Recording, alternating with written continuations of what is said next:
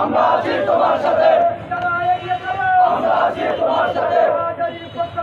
লাল গোলাপ শুভেচ্ছা। সম্মানিত উপস্থিতি, আসসালামু আলাইকুম। আপনারা অনেকক্ষণ ধরে অপেক্ষা করছেন। আমাদের এই জায়গায় আসার কথা ছিল 4টায়, এর মধ্যে রোদ ছিল, বৃষ্টি ছিল, আপনারা তারপরেও অপেক্ষা করে আছেন।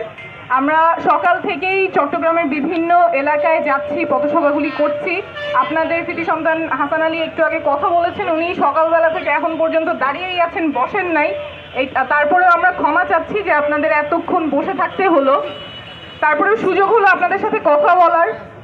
আমরা কি জন্য এখানে আসছি সেটা খুব সংক্ষেপেই বলবো।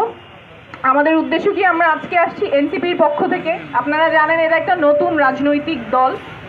কেন এই নতুন রাজনৈতিক দল করার প্রয়োজন হলো সেটা কিছুটা আপনারা জানেন। এখানেই 4 অগাস্টে যে আপনারা যে প্রতিরোধ গড়ে তুলেছেন, যেই নির্যাতনের শিকার হয়েছেন, এইরকম যেন বাংলাদেশে আর কখনো না হয়। এই পরিস্থিতি যাতে বাংলাদেশে আর কখনো তৈরি না হয়, যেখানে একটা সরকার তার জনগণের ওপরে গুলি চালায়, সেই জন্যই আমরা এই রাজনৈতিক দল শুরু করেছি। ক্ষমতায় যাওয়ার জন্য নয়, বরং জনগণের ক্ষমতা যাতে জনগণের হাতে ফিরে আসে, সেই জন্যই আমরা আপনাদের কাছে বারবার আসছি, কথা বলছি এবং জানতে চাচ্ছি আপনারা কি ধরনের পরিবর্তন চান। এখানে যেই ভাই বোনেরা আহত হয়েছেন, আমাদের যারা শহীদ হয়েছেন, সেই বিচার নিশ্চিত করতে আপনারা সাথে থাকবেন।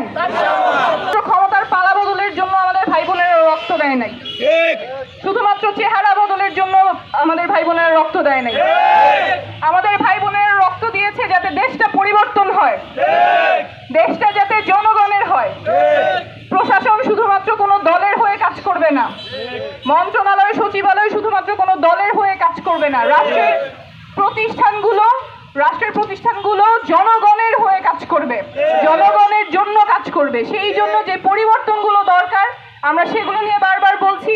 যেই সংবিধান সরকার মিসইউজ করে নিজের নাগরিকের উপর গুলি চালাতে পারে, সেই সংবিধান আমরা চাই না।